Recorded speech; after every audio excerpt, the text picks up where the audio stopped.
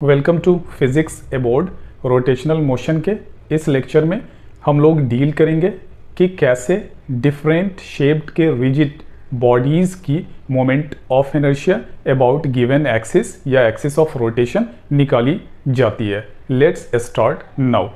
अब तक आपने पढ़ा मोमेंट ऑफ इनर्शिया क्या है, एक रोटेशनल एनालॉग है मास का। जैसे आपने काइनेटिक एनर्जी रोटेशनल जब देखा तो वहाँ पर आपने ये फॉर्मूला देखा, हाफ आई ओमेगा स्क्वायर, और उसी तरह आपने देखा कि टॉ यानी टॉर्क जो है वो किसके बराबर है, I alpha. Is that okay?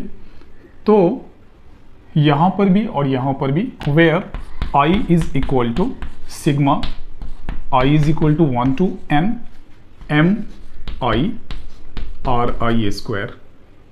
और ये क्या है, ith पार्टिकल का मास है और ये ith पार्टिकल के लिए परपेंडिकुलर डिस्टेंस है from the given axis of rotation और रोटेशनल एक्सिस। तो अगर ये रिजिड बॉडी जो आपने लिया है उसमें क्या कर लिया है आपने, इसे कलेक्शन ऑफ पार्टिकल्स माना और फिर ये सिग्मा के थ्रू सारे पार्टिकल को ऐड कर लिया है। ठीक है, यानी उनकी जो मासेस है और उनका perpendicular distance from the axis of rotation. तो अगर कलेक्शन ऑफ पार्टिकल्स मानकर आपने लिखा तो ऐसा लिखा, लेकिन अगर कलेक्शन ऑफ पार्टिकल्स यानी डिस्क्रीट ना होकर कॉन्टिन्यूअस बॉडी हो तब ज़्यादा कुछ नहीं करना है।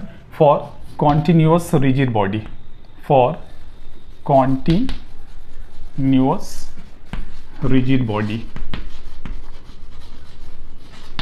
यही moment of inertia about the given axis of rotation क्या हो जाएगा, ये सिग्मा इंटीग्रल यानी समेशन के साइन से आप इंटीग्रल के साइन को कन्वर्ट कर दीजिए। और चूंकि ये मास का डिस्ट्रीब्यूशन है, मैंने ऑलरेडी पिछले लेक्चर में बताया है, आप इसे क्या कर लें, एक छोटा सा एलिमेंटल मास मान लें dm और उसी को सम कर दें। तो सम करने के लिए ये परपेंडिकुलर डिस्टेंस एज आप जो लिखते हैं वो लिख लीजिए, और ये जो है मास का डिस्ट्रीब्यूशन एलिमेंटल मास का, और उसको सम ओवर द रिजिड बॉडी। बस कन्वर्ट आपने कर लिया। अब जहाँ तक इंटीग्रेशन लिमिट की बात है तो आपको ये देखना रहता है कि मास उस दिए हुए रोटेशनल एक्सिस में किस तरह से डिस्ट्रीब्यूटेड है, आप उसको कहाँ से कहाँ तक उसकी लोअर लिमिट और अपर लिमिट लेंगे। तो कॉन्टिन्यूअस रिजिड बॉडी के लिए आप कुछ इस तरह moment of inertia about the given rotation axis निकाल सकते हैं। तो जस्ट इसी को कन्वर्ट कर लिया है। अब आइए देखते हैं कुछ दिए हुए रिजिड बॉडीज की moment of inertia about the given axis of rotation कैसे निकाल सकते हैं। Moment of inertia, moment of inertia of whatever shape or rigid body you want to take। First मैं लेता हूं uniform rod of length L and mass about, क्योंकि axis of rotation हमारा जानना ज़रूरी होता है। तो यूनिफॉर्म थिन रॉड है, ये कैसा रॉड है, थिन रॉड है, थिकनेस नहीं है इसके अंदर। तो इसमें दो कंडीशन हो सकती है, अबाउट क्या, इट्स एंड यानी एंड ऑफ द रॉड, और सेकेंड है about perpendicular bisector of the rod. Is that okay? Perpendicular bisector पर आपको निकालना है रॉड के। तो एक्सिस ऑफ रोटेशन एक बार आप डिसाइड कर लीजिए, उसके बाद आपको उस दिए हुए रिजिड बॉडी का, जैसे कि यहाँ पर थिन रॉड लिया है, तो आपको मास डिस्ट्रीब्यूशन समझनी होगी सबसे पहले। तो मास डिस्ट्रीब्यूशन में आपको मैंने सेंटर ऑफ मास में भी बताया हुआ था कि ये मास डिस्ट्रीब्यूशन जब भी आप निकालते हैं तो एक लीनियर मास डिस्ट्रीब्यूशन होता है। लीनियर मास डिस्ट्रीब्यूशन को लैम्डा लेटर से डिनोट करते हैं। ठीक है, कैसे होता है ये, lambda is equal to total mass divided by total length, that is equal to elemental mass divided by elemental length. उसी तरह अगर ये लीनियर नहीं होके, मान लीजिए ये एक पतले रॉड के लिए आपने लिया था, ठीक है, जिसमें सिर्फ एक डायमेंशन है, अगर आप 2 डायमेंशनल किसी फिगर के लिए लें जिसमें एरिया हो, या तो वो इस तरह का हो, या ट्रायंगल हो, या हॉलो स्फीयर हो, यानी जहाँ पर एरिया की बात हो, तो वहाँ पर क्या करते हैं, सरफेस मास डिस्ट्रीब्यूशन या area mass distribution, surface area का मास डिस्ट्रीब्यूशन आप निकालते हैं, ठीक है। इसे सिग्मा लेटर से डिनोट करते हैं, ठीक है। और सिग्मा में क्या होगा, total mass by total area, that is equal to elemental mass divided by elemental area. तो ये तो हो गया लीनियर, दूसरा सरफेस, ये सब मैंने सेंटर ऑफ मास वाले लेक्चर्स में बताया हुआ है, फिर भी एक बार और इसे क्लियर कर दूं। अब उसी तरह वॉल्यूम के लिए अगर आपको निकालना हो, सॉलिड सरफेस हो गया, या सॉलिड सिलेंडर हो गया, या इस तरह का ऐसा कोई भी रिजिड बॉडी जो सॉलिड शेप में हो, तो वहाँ पर वॉल्यूम की बात करते हैं। तो क्या हो जाएगा, volumetric mass distribution, volumetric mass distribution. इसे रॉ लेटर से डिनोट करते हैं, यहाँ पर लिख दे रहे हैं, वहाँ जगह कम है, रॉ लेटर से डिनोट करते हैं, and that is equal to total mass divided by volume of the given solid, that is also equal to elemental mass divided by elemental volume.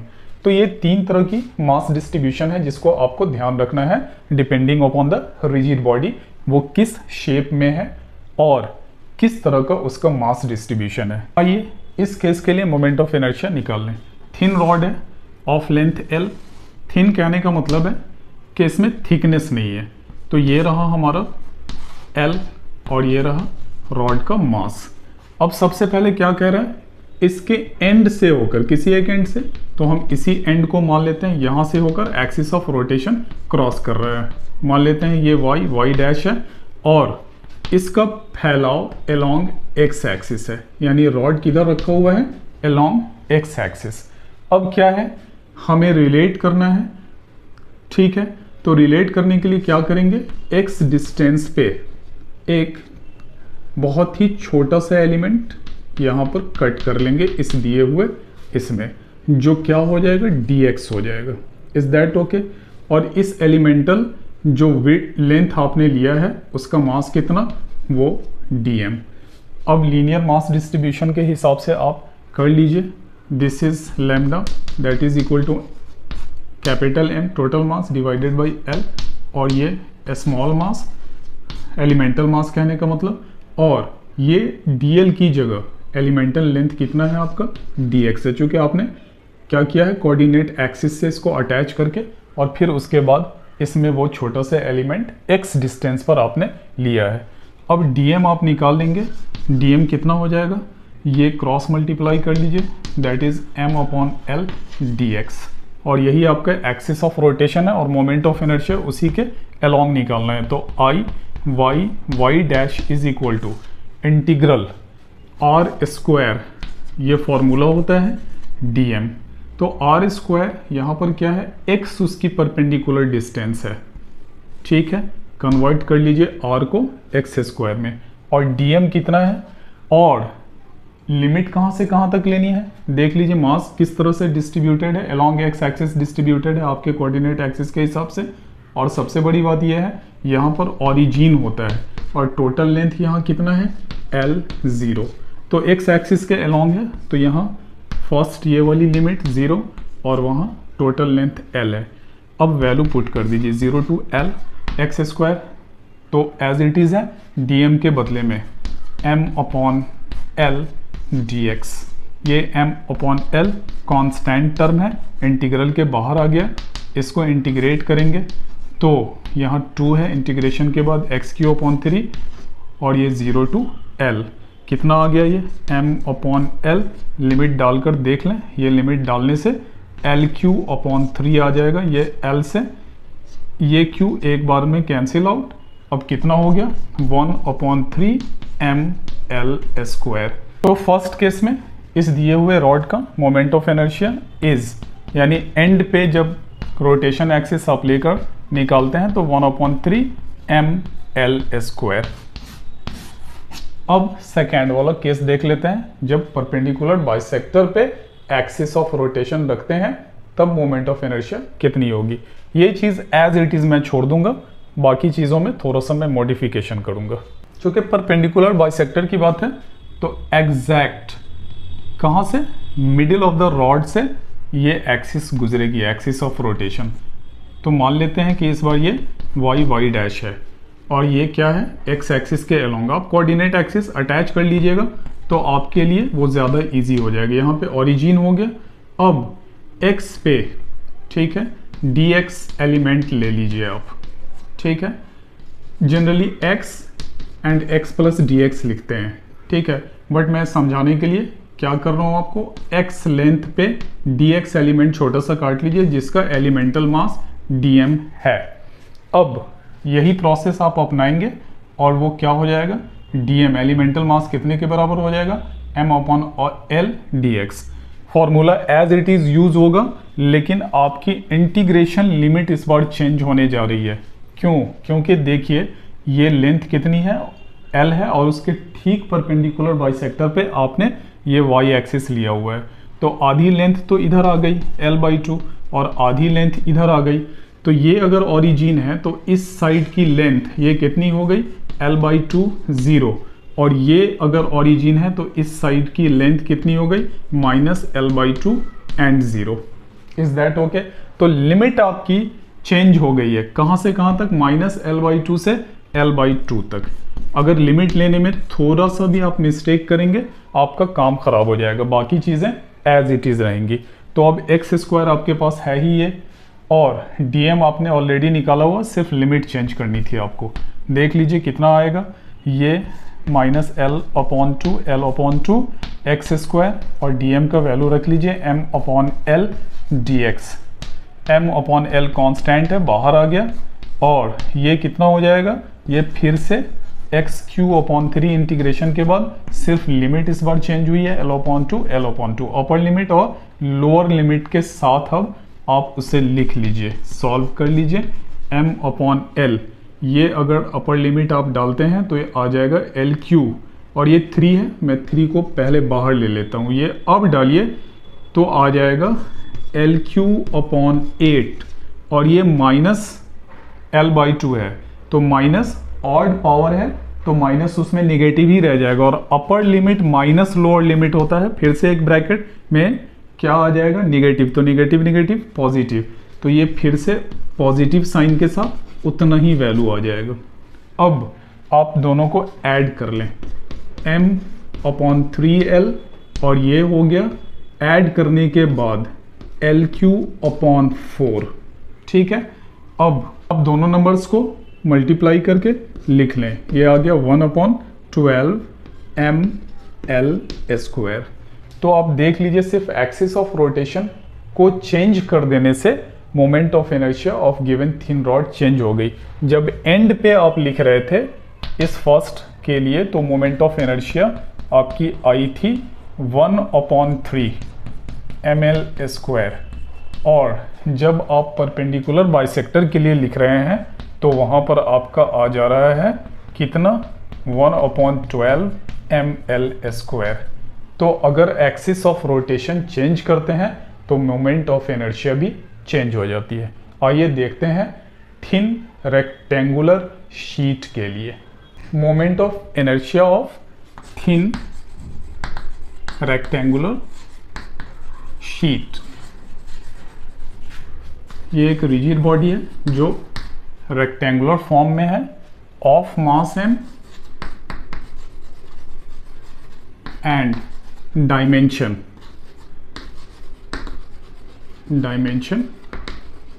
L and B। About, यहां पर भी दो possibility है, about its end और through edges, about its edge और edges, और दूसरी possibility है कि about its middle passing parallel to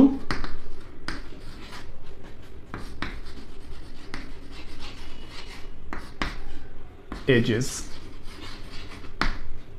तो ये दो पॉसिबिलिटी यहाँ पर भी है कि एक तो मान लेते हैं कि ये हमारा रेक्टेंगुलर शीट है, थिन है, लेंथ उसकी L है और ब्रेथ B है, और एजेस के थ्रू निकालेंगे तो ये रहा एक्सिस ऑफ रोटेशन। मान लेते हैं कि y डैश है, पहला वाला केस डील कर रहे हैं।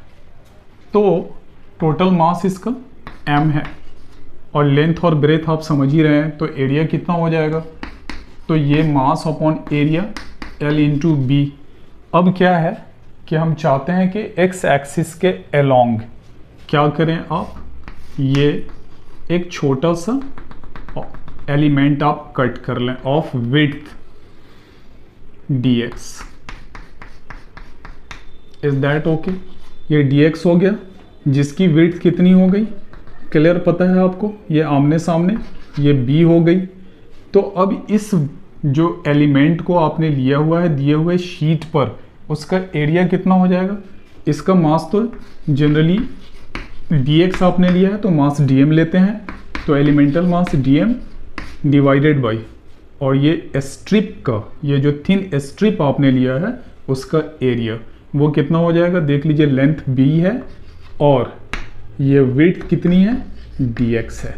अब इसको सॉल्व कर लीजिए फॉर dm, तो ये कितना हो गया, m अपॉन l इंटू बी, और ये कितना b इंटू dx, b से b cancel, m upon l dx।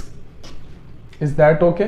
तो आपने क्या किया, स्ट्रिप का एलिमेंटल मास निकाल लिया। क्यों निकालना जरूरी होता है एलिमेंटल मास, क्यों, क्योंकि मोमेंट ऑफ इनर्शिया में फॉर्मूले में एलिमेंटल मास ही हमारा है जब कंटिन्यूअस मास डिस्ट्रीब्यूशन आप लेते हैं। तो अब आइए y के अलोंग, चूंकि आपने y एक्सिस के अलोंग एजेस को माना हुआ है, एक एज है यहाँ पर इसलिए एज को माना हुआ है, तो ये कितना हो गया, इंटीग्रल कहाँ से कहाँ तक वेरी करेगा, ये आपको ओरिजिन है ना, यहाँ पे मान लीजिए यहाँ पे आपने ओरिजिन रखा हुआ है, मैं चाहता तो यहाँ पर भी दिखा सकता था आपको, लेकिन उससे आपको कंफ्यूज होने की जरूरत नहीं है। तो लेंथ कितनी है, 0 से L तक, ठीक है।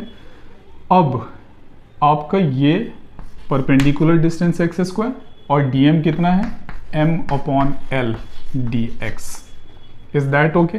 ठीक रॉड की तरह आ रहा है, थिन रॉड के केस में जब आपने लिया था m अपॉन l कांस्टेंट है, और ये हो गया x square upon x cube upon 3 0 to l, और ये हो गया m अपॉन l, और ये l q upon 3 cancel out कर लीजिए, कितना हो गया 1 अपॉन 3 m l स्क्वायर। तो जब किसी एक एज के अबाउट आप मोमेंट ऑफ इनर्शिया निकालेंगे रेक्टेंगुलर दिए हुए शीट का, उस रिजिड बॉडी का, तो आपका कितना आ रहा है moment of inertia, 1 upon 3 ml square, ठीक है। एक चीज़ और ध्यान दीजिएगा कि अगर ये रोटेशनल एक्सिस y के अलोंग है तो लेंथ किसके अलोंग है, x एक्सिस के अलोंग है। सो जिसके अबाउट रोटेशनल एक्सिस ले रहे हैं रेक्टेंगुलर शीट में, उसको छोड़कर दूसरी वाली आपको लेंथ लेनी होगी। आप निकाल के देख लीजिएगा, अगर इस एज के अबाउट निकालेंगे यानी लेंथ के अलोंग आप अगर निकालेंगे, ठीक है, यानी ये आपका x डैश या x डैश है, और इसके अलोंग अगर आप निकालेंगे तो आपका रिजल्ट आ जाएगा x डैश के अलोंग, एजेस के अलोंग। तो यहाँ पर 1/3 m और सेकेंड यानी ब्रेथ कितना है, b है, ठीक है। तो ये आपका जिसके अलोंग निकालेंगे उस वाले ब्रेथ को छोड़कर दूसरे वाले को, या उस वाले लेंथ को छोड़कर दूसरे वाले को आपको ले लेना है, ठीक है। आगे इस पर और भी चर्चा करेंगे, लेकिन अभी फिलहाल ये सेकेंड टर्म देख लें। जब कोई एक्सिस ऑफ रोटेशन इस दिए हुए रेक्टेंगुलर शीट के ठीक मिडिल से गुजरती हो और किसी एक एज के पैरेलल हो। मैंने फिगर को एज इट इज छोड़ा है, ये लीजिए एग्जैक्टली मिडिल से मान लेते हैं कि ये लाइन गुजर गई, इस बार फिर से y डैश है। सारे प्रोसेस वही सेम करने हैं। मान लीजिए ये y के अलोंग, तो ये वाली लेंथ किसके अलोंग, x के अलोंग, ठीक है। तो x के अलोंग है तो x पे एक स्ट्रिप ऑफ dx विड्थ आप कट कर लीजिए, ये आपका dx हो गया जिसकी लेंथ फिर से b हो गई, ये देख लीजिए, ठीक है। अब वही प्रोसेस यूज करना है जो ऑलरेडी आपने पहले यूज किया हुआ था, सब कुछ वही रह जाएगा, सिर्फ देखिए ओरिजिन चेंज होकर कहाँ आ गया है 0 0 पे। तो ये लेंथ टोटल l थी, तो अब यहाँ कितनी हो गई l/2 0, और चूंकि एग्जैक्ट मिडिल से ये वाली लाइन किसी एक एज के पैरेलल गुजर रही है, और ये वाला कोऑर्डिनेट -l/2 0, सब कुछ एज इट इज है जैसा कि थिन स्ट्रिप आपने लिया है और जैसा कि थिन रॉड में आपने किया था पहले। तो अभी क्या हो जाएगा, लिमिट चेंज होगी l/2 माइनस 2l/2 प्लस, बाकी सब कुछ वैसे ही रहेगा। अब x², अब इसको इंटीग्रेट करना है और ये वाला टर्म जो है वो बाहर आ गया चूंकि कांस्टेंट है। अब ये कितना हो जाएगा, ये हो जाएगा x³ माइनस l/2 2l/2, सबको सॉल्व कर लीजिएगा, ये 1/12 ml² आ जाएगा। याद रखिएगा जिस एक्सिस के अलोंग अभी ले रहे हैं उसके अलोंग आपको लेंथ नहीं लेनी है बल्कि उसके दूसरे वाले लेंथ को लेना है। तो y डैश लिए हैं तो x एक्सिस के अलोंग वाली लेंथ आप ले लिए हैं, और अगर वही काम उल्टा करते x के अलोंग लेते तो यहाँ पर फिर से क्या आ जाता है x डैश में 1/12 mb², चूँकि इधर l है और दूसरी वाली लेंथ जो ब्रीथ की है वो b आपने मानी हुई है, तो यही फर्क दोनों में रहेगा, ठीक है। आगे फिर जब एक थ्योरम पढ़ेंगे रोटेशन से मोमेंट ऑफ इनर्शिया से रिलेटेड, तो आपको वहाँ पर इसका एक और मोमेंट ऑफ इनर्शिया निकाल कर दिखाएंगे। आइए देखते हैं नेक्स्ट, थिन सर्कुलर शीट और प्लेट भी कह सकते हैं, लैमिना भी कहते हैं, ऑफ रेडियस और एंड मास m about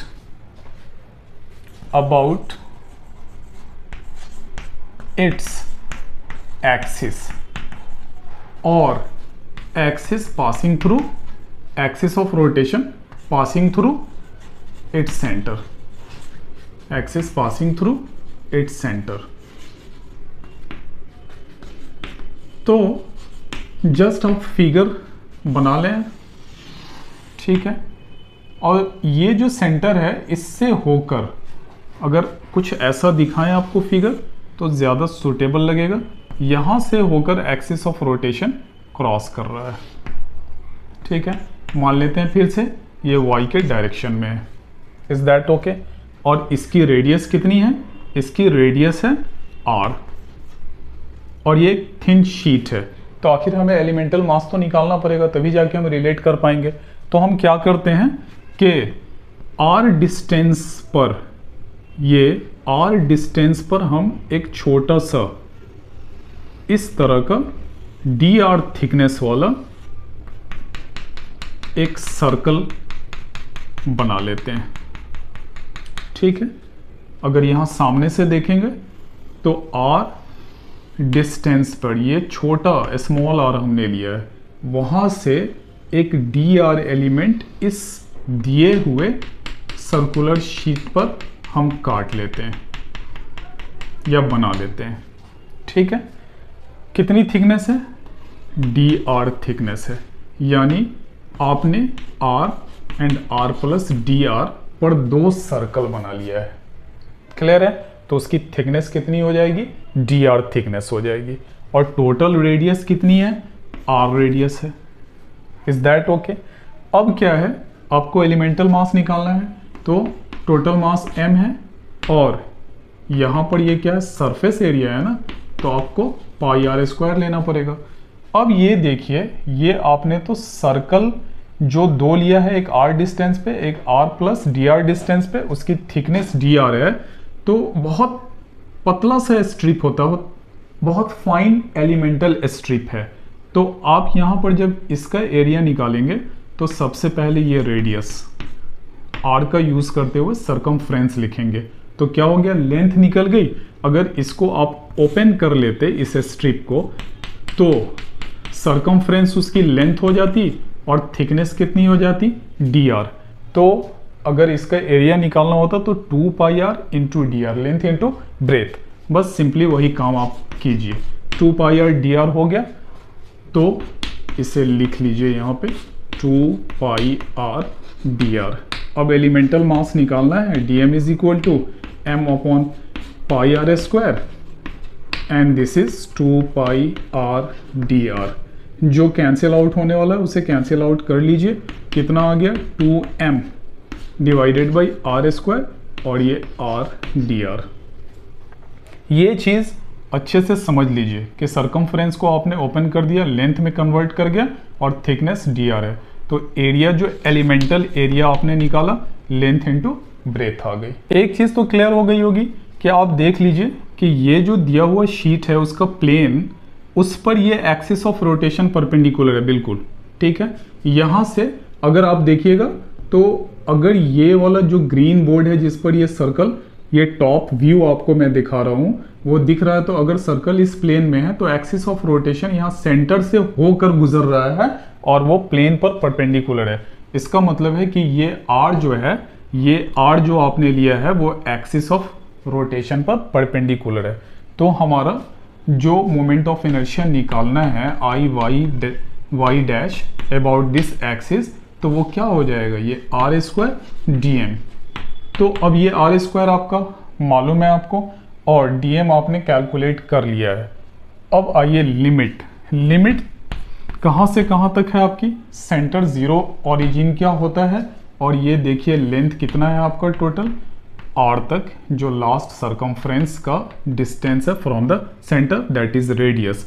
तो I Y dash is equal to 0 to r integral, और ये distance r square perpendicular distance from the axis of rotation, and dm is 2m upon r square r dr। ये 2m upon r square क्या है, पूरी तरह constant है, बाहर आ गया, और ये r स्क्वायर और ये r cube and dr from 0 to r कितना आ गया, ये तो एज इट इज रह जाएगा। यहाँ r क्यूब है तो ये 4 divided by 4 and 0 to r कितना total final 2m upon r square into r to the power 4 divided by 4। ये कट जाएगा, ये कैंसिल आउट, कितना आ गया 1 अपॉन 2 m r स्क्वायर।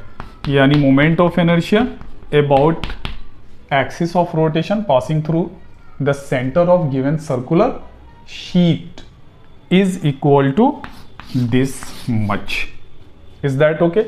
इसमें यहां से भी निकाल सकते हैं, मीन्स कहां से, सरकमफ्रेंस से होकर जब एक्सिस ऑफ रोटेशन इस दिए हुए सर्कुलर शीट के ठीक परपेंडिकुलर जब गुजरेगी, तब मोमेंट ऑफ इनर्शिया कितना होगा, वो थोड़ा सा कॉम्प्लिकेटेड है। उसके लिए एक थ्योरम पहले पढ़ेंगे, फिर जाके वो आसानी से कैलकुलेट हो जाएगा।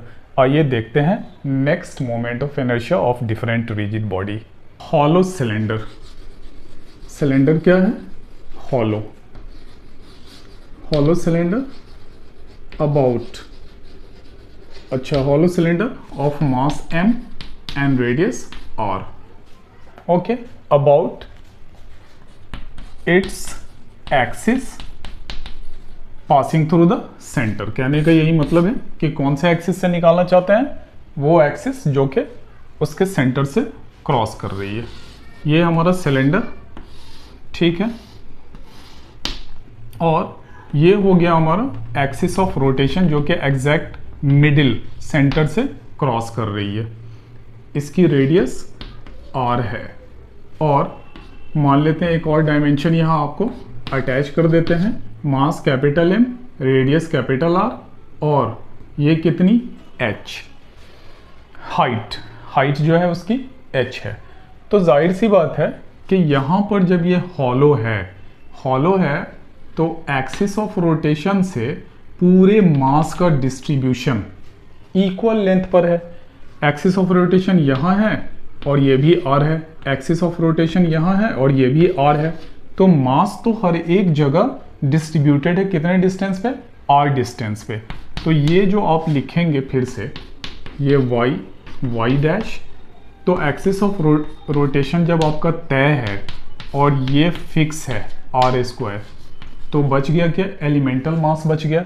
तो एलिमेंटल मास जब बच गया तो इसको आप, चूंकि ये कांस्टेंट है, बाहर कर लें तो dm हो गया, यानी elemental mass over the entire given rigid body आपको सम कर लेना है। और सम करने के बाद कितना आएगा, कैपिटल M ही आएगा टोटल मास के बराबर। ये क्या रिप्रेजेंट कर रहा है, ये टोटल मास बता रहा है। देयरफॉर हॉलो सिलेंडर के केस में अगर आपको निकालना हो तो ये आपका सीधे सीधे mr² हो जाएगा, जैसे कि एक सर्कुलर रिंग के लिए निकालते हैं और उसका एक्सिस ऑफ रोटेशन उसके सेंटर से क्रॉस कर रहा है। तो सर्कुलर रिंग के लिए भी निकालेंगे तो ये जो आपका वायर है उसी का मास m है और उसकी दिए हुई एक्सिस ऑफ रोटेशन से डिस्टेंस सेम है। तो यही प्रोसेस यूज करेंगे। अगर वैसा आप देखिए तो ऐसे कई सारे रिंग्स को स्टैक करके एक के बाद दूसरे को, एक के ऊपर दूसरे को रखा जाएगा, तब वो क्या बन जाएगा, सिलेंडर बन जाएगा। तो यहाँ पर वही चीज़ है, या तो वायर के लिए निकालिए या हॉलो सिलेंडर के लिए निकालिए, दोनों का रिजल्ट एक सा आएगा। आइए देखते हैं वहाँ पर हॉलो सिलेंडर के बदले में अब सॉलिड यूनिफॉर्म सिलेंडर के बारे में। Moment of inertia of uniform solid cylinder. अब ज़्यादा इंफॉर्मेशन नहीं, किसके about its axis of rotation passing through the centre. मान लेते हैं कि ये हमारा सॉलिड सिलेंडर है, ओके, जिसकी रेडियस हमें मालूम है। कितनी रेडियस है, रेडियस r है। और ये एक्सिस ऑफ रोटेशन मान लेते हैं कि y एक्सिस के अलोंग क्रॉस कर रही है, y डैश, ओके। और ये पूरी तरह से सॉलिड है। तो आप जब भी सॉलिड सिलेंडर की बात करेंगे तो उसके वॉल्यूम के थ्रू आपको एलिमेंटल मास निकालना होगा। तो यहाँ पर अगर इस दिए हुए सिलेंडर का मास m है तो m upon volume of the given cylinder is, अगर ये हाइट h है तो कितनी हो जाती है, वॉल्यूम पाई r² h। अब एलिमेंटल मास आप लिखेंगे, उसके लिए क्या करेंगे, dm निकालने के लिए r distance, small r distance या स्मॉल r रेडियस का एक सिलेंडर इसके अंदर बनाइए। Is that okay. आपने एक सिलेंडर यहां और दूसरा r प्लस dr, ठीक है, यानी dr थिकनेस का एक सिलेंडर आपने ये खींच लिया। Is that okay. हाइट तो सेम है, थिकनेस समझ गए आप, एक स्मॉल r रेडियस का आपने सिलेंडर बना लिया और दूसरा r प्लस dr, तो थिकनेस कितनी हो गई, थिकनेस हो गई ये dr। Is that okay. और जब इस सिलेंडर की थिकनेस आप देख रहे हैं कि ये जो विड्थ है यहाँ पर जिसमें आपने काट लिया है ये सिलेंडर, उसकी थिकनेस dr है, तो वहाँ पर आप आसानी से रिलेट कर सकते हैं dm यानी एलिमेंटल मास को। तो इस थिकनेस के लिए जो भी आपने सिलेंडर बनाया उसका मास dm है, तो dm और डिवाइडेड बाय ये जो आपको dm एलिमेंटल मास के लिए थिकनेस आपने कितनी ली, dr, ठीक है। दो सिलेंडर बनाया, एक रेडियस r का और दूसरा r प्लस dr का। इस दिए हुए थिकनेस के लिए सरकमफ्रेंस 2 पाई r और उसका एरिया ऑलरेडी मैंने बताया हुआ है आपको कि सरकमफ्रेंस वाला केस जहां पर आए और उसमें थिकनेस हो तो आप उसे ओपन कर दीजिए। ओपन करने के बाद ये लेंथ कितनी हो जाएगी 2 पाई r और थिकनेस कितनी dr, तो ये कितना हो गया एरिया 2 पाई r dr। और हमें चूंकि वॉल्यूम में जाना है तो height h। Is that okay. ये एरिया इनटू हाइट क्या हो गया, volume of the given cylinder हो गया। अब आप इसे यहाँ पर पुट कर लीजिए 2 pi R D R into H. अब डीएम के लिए यानी एलिमेंटल मास के लिए आप इसे सॉल्व कर लीजिए। Pi are square H 2 pi small R D R H. H से एच कैंसिल आउट हो गया। नाउ पाई से पाई कैंसिल आउट हो गया, बच गया कितना 2m upon r square and ये r D r. Elemental mass अब आपका निकल गया और ये जो r है ये एग्जैक्टली इस दिए हुए एक्सिस ऑफ रोटेशन पर क्या है, परपेंडिकुलर है। चूंकि सर्कल जिस प्लेन में है उस प्लेन में एक्सिस ऑफ रोटेशन क्या है, परपेंडिकुलर है।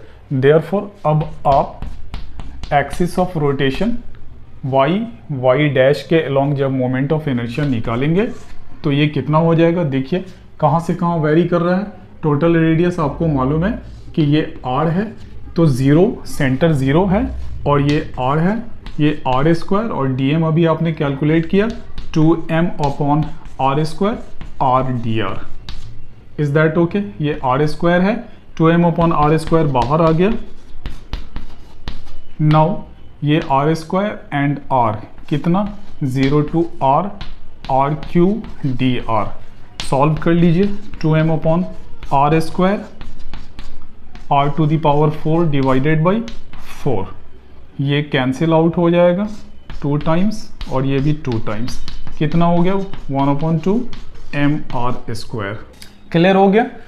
तो सॉलिड सिलेंडर का जब एक्सिस ऑफ रोटेशन उसके सेंटर से क्रॉस करे तो 1/2 एम आर स्क्वायर।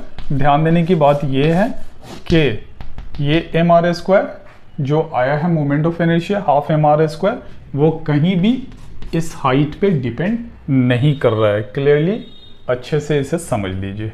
देखते हैं next moment of inertia of hollow sphere about its diameter. ठीक है, डायमीटर के अलोंग एक्सिस ऑफ रोटेशन पास कर रहा है। मान लेते हैं कि ये हमारा हॉलो स्फीयर है और ये axis of rotation exactly diameter के अलोंग उसके सेंटर से होके क्रॉस कर रहा है।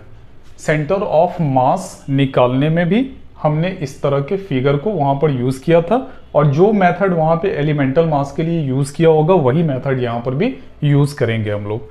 तो इसकी रेडियस, इस हॉलो स्फीयर की रेडियस कैपिटल आर और ये मास कैपिटल एम मान लेते हैं। ये रहा सेंटर। अब क्या है कि ये हॉलो स्फीयर है, समथिंग लाइक हॉलो बॉल। तो क्या है कि आपको सरफेस को रिलेट करना पड़ेगा ना एलिमेंटल मास निकालने के लिए। और सरफेस कैसे रिलेट करेंगे? सरफेस कहीं ना कहीं सेंटर से रिलेट करना पड़ेगा। तो कैसे रिलेट करते हैं? मान लेते हैं कि ये एंगल थीटा पे बहुत स्मॉल एलिमेंट डी थीटा आपने एंगल का कट कर लिया, जो यहाँ पर क्या कर रही है, आर्क लेंथ डी एल बना रही है और रेडियस ऑलरेडी आपको मालूम है, रेडियस आर है। तो थीटा पे कौन सा एलिमेंट आपने कट किया? एक छोटे से एंगल डी थीटा के लिए जिसका आर्क लेंथ क्या है, उस दिए हुए सरफेस पे डीएल है। आप जानते हैं कि डीएल कितने के बराबर होता है? आर डी थीटा के बराबर होता है। अब क्या है कि इसको आप रोटेट कर दीजिए सरफेस पे। तो सरफेस पे रोटेट कीजिएगा तो कुछ ऐसा बन जाएगा। सरफेस पर रोटेट करने के बाद ये सरफेस पे कुछ इस तरह का सर्कल एक बना लेगा। ठीक है, ये थिकनेस कितनी हो गई आपकी? ये थिकनेस हो गई dl is equal to r d theta. और ये चूंकि वन साइडेड आपको दिख रहा है, एक 2 डायमेंशनल फिगर है, लेकिन जब वो रोटेट करेंगे ना तो पूरे सरफेस पे घूम जाएगा इस दिए हुए स्फीयर के। और जब घूम जाएगा तो ये क्या हो जाएगा, एक सर्कल जैसा बना लेगा। ठीक है, जिसकी ये सेंटर हो जाएगी। आप क्या करें कि जैसे एक कोई बॉल ले लें और बॉल के ऊपर स्केच से ऐसे गोल घुमाकर मार्किंग कर दें। तो क्या वो एक सर्कल जैसा दिखेगा या नहीं दिखेगा, तो आप उसे कर लें। अब क्या है कि ये थीटा है और ये रेडियस आर है, तो ये कितना हो जाएगा आर कॉस थीटा। उससे हमें मतलब है नहीं, क्योंकि हमें मतलब है ये वाले सर्कल के रेडियस से जिसकी थिकनेस यहाँ पर आर डी थीटा है। तो ये कितना हो जाएगा, अगर ये आर है और ये थीटा है तो ये आर साइन थीटा हो जाएगा। ठीक है, अब एलिमेंटल मास निकालना है हमें। एलिमेंटल, आपने रेडियस निकाल लिया है, चूंकि आप इसी एक्सिस के अलोंग जा रहे हैं ना, क्या निकालने, मोमेंट ऑफ इनर्शिया निकालने। तो ये मोमेंट ऑफ इनर्शिया के लिए परपेंडिकुलर डिस्टेंस आपको निकालना था ना, तो उसके लिए क्या करिए, आपने उस दिए हुए सर्कल का रेडियस निकाल लिया, कितना आ गया, आर साइन थीटा आ गया। अब एलिमेंटल मास, एलिमेंटल मास के लिए टोटल मास m और surface area 4 pi are square. Okay, चूंकि ये सॉलिड नहीं है, हॉलो है, और ये dm और डिवाइडेड बाई, देख लीजिए ये आपका पहले सरकमफ्रेंस लिखेंगे, लेंथ इनटू ब्रेथ ऑलरेडी मैंने बताया हुआ है। तो सरकमफ्रेंस के लिए 2 पाई और रेडियस कितनी, आर साइन थीटा। ठीक है, और थिकनेस कितनी, dl, dl कितने के बराबर, आर डी थीटा के बराबर। Is that okay. अब सॉल्व कर लीजिए, dm is equal to m upon 4 pi are square and this is 2 pi r into r square sine theta d theta.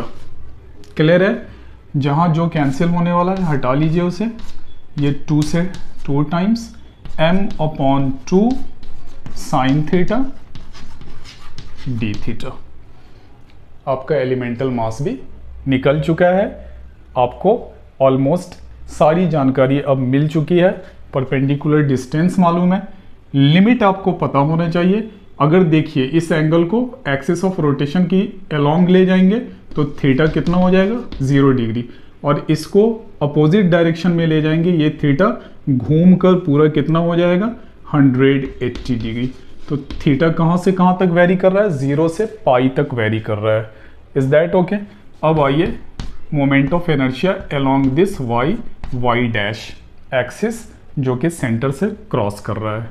Now 0 to पाई कितने के बराबर, आर देख लीजिए, आर स्क्वायर डी एम होता है ना, तो r sine theta whole square, और डी एम कितने के बराबर, m by 2 sine theta d theta के बराबर। ठीक है, m by 2 and r square, ये स्क्वायर बाहर आ जाएगा, एम आर स्क्वायर अपॉन 2, ये कितना हो गया, 0 to pi sine square theta, और साइन थीटा कितने के बराबर, sine cube theta d theta के बराबर। ओके, अब इस लिमिट के लिए इसको आपको इंटीग्रेट करके वैल्यू निकालना है। मैं इसकी मैथमेटिकल डिटेल में नहीं जाऊंगा, आप करके देख लीजिएगा।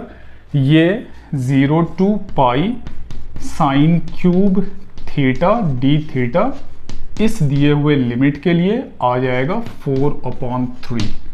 बहुत डिफ़िकल्ट टास्क नहीं है, आसानी से ये आप कर सकते हैं। ठीक है, करके देख लीजिएगा।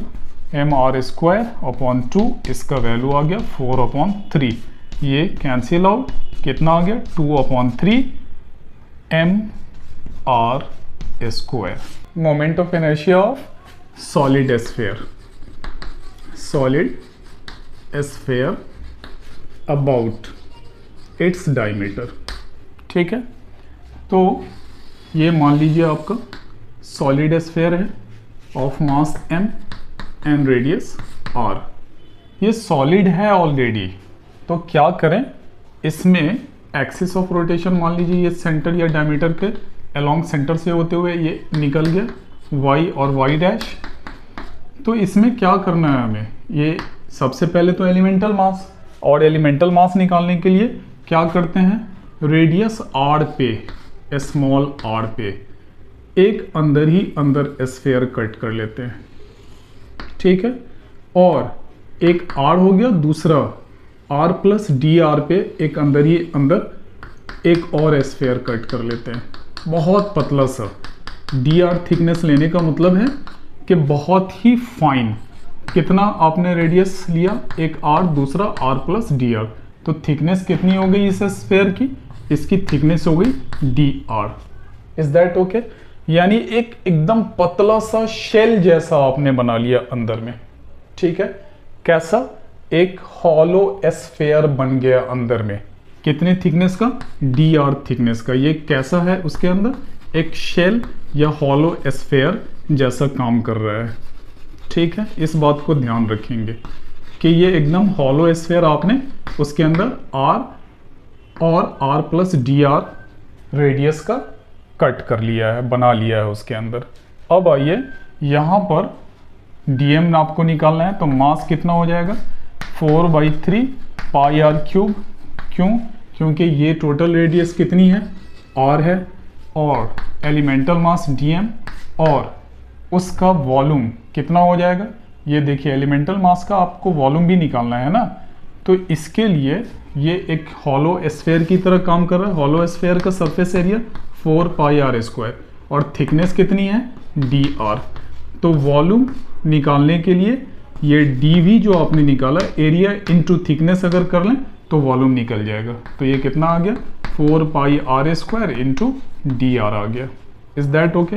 अब dm को सॉल्व कर लीजिए। m/4/3 पाई r क्यूब इंटू 4 पाई r स्क्वायर dr। ये 4 से ये 4 कैंसिल, पाई से पाई कैंसिल, अब कोई कैंसिल होने वाला नहीं है। ये 3m divided by r cube, और ये कितना हो जाएगा? r square dr। ये आपका एक चीज़ निकल गया। अब मोमेंट ऑफ इनर्शिया जब निकालेंगे तो उसके लिए आपको एक सावधानी बरतनी होगी, क्योंकि आपने ये जो एलिमेंटल मास लिया है वो हॉलो स्फेयर को ध्यान में रखते हुए लिया है। और हॉलो स्फेयर की मोमेंट ऑफ इनर्शिया आ गई थी 2/3 mr square.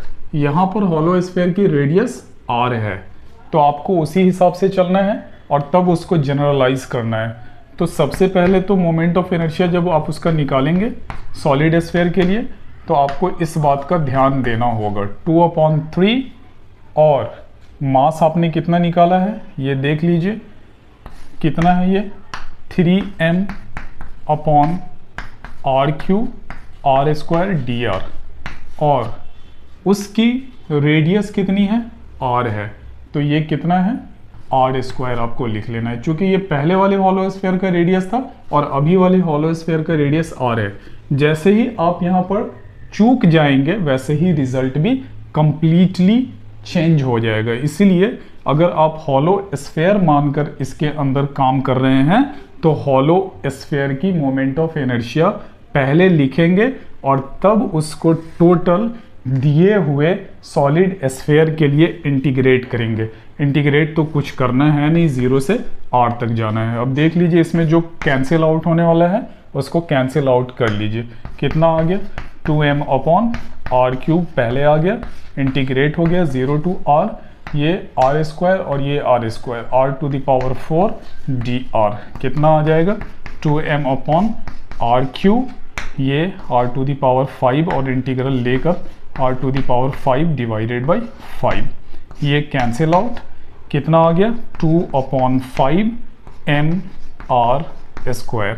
So solid sphere का डायमीटर के along moment of inertia 2/5 mr square. Is that okay? Hollow sphere and solid sphere में फ़र्क देख लीजिए, यहाँ 2/3 mr स्क्वायर आया था और सॉलिड में 2/5 mr स्क्वायर आया। अगर यहाँ पर चूक हो गई आपसे तो ये रिजल्ट वेरी कर जाएगा, इसलिए आपको इन बातों का, छोटी छोटी बातों का ध्यान ज़रूर रखना चाहिए। इस लेक्चर को अब यहीं पे फिनिश करते हैं, मिलते हैं नेक्स्ट लेक्चर में। Till then have a nice time, best of luck, thanks a lot.